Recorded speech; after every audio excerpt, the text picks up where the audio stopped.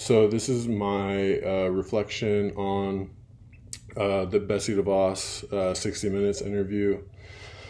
Um, Starting off with kind of my just overall thoughts on DeVos as a leader specifically. Um, it's kind of funny to me talking about DeVos in the sense of leadership in the from the lens of a leader. I think largely she was more so a leader by title and less of a leader by function. So I think it's kind of a bit of an oxymoron, I think, to refer to Betsy DeVos as a leader. Um, but I think the reason she was chosen for the role um,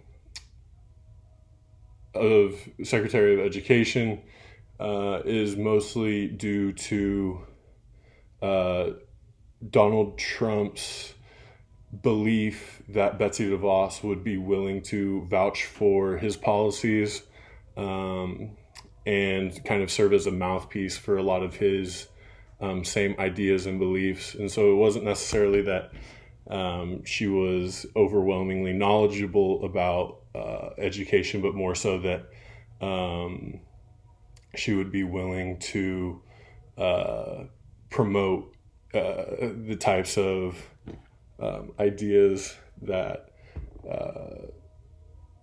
Donald Trump was kind of privy to, I suppose. Uh, as it specifically relates to the framework that we're discussing, just looking at them here really fast, I think that interpersonal capabilities kind of stuck out to me while I was watching the interview. It didn't seem like her interpersonal communication was all that great.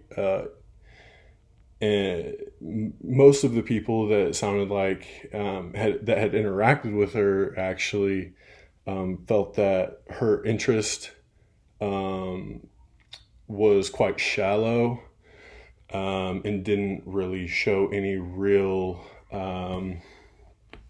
uh, care for the situations or positions that any of the individuals were in, being quite uh, specifically thinking back to like the section about Sandy Hook, um, being quite I don't know, nonchalant about the whole circumstance, going as a photo op and kind of just being there to pet the dog, um, rather than listen to the stories of students who lived through this tragedy. Um, so I wouldn't place Betsy DeVos in the realm of being an expert on interpersonal communication or having capabilities in interpersonal communication. Additionally, role specific competencies, having no background in education and kind of being more of an advocate of a certain type of education rather than um, being an advocate of education as a whole.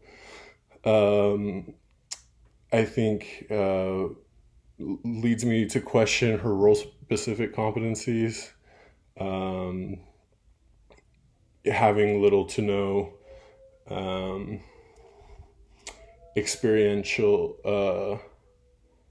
um, experience working in education or uh, in the field whatsoever. I think is a big red flag as far as um, being a leader in this type of field.